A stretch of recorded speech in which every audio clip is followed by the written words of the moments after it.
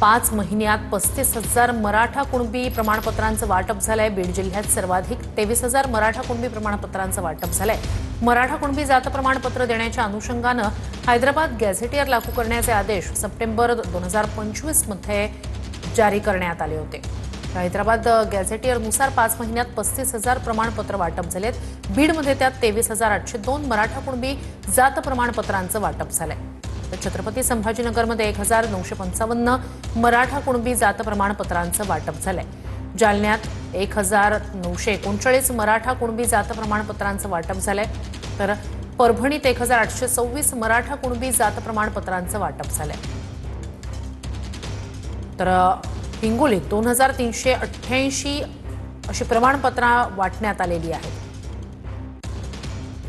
नांदेडमध्ये 294 मराठा कुणबी जात प्रमाणपत्रांचं वाटप झालेलं आहे।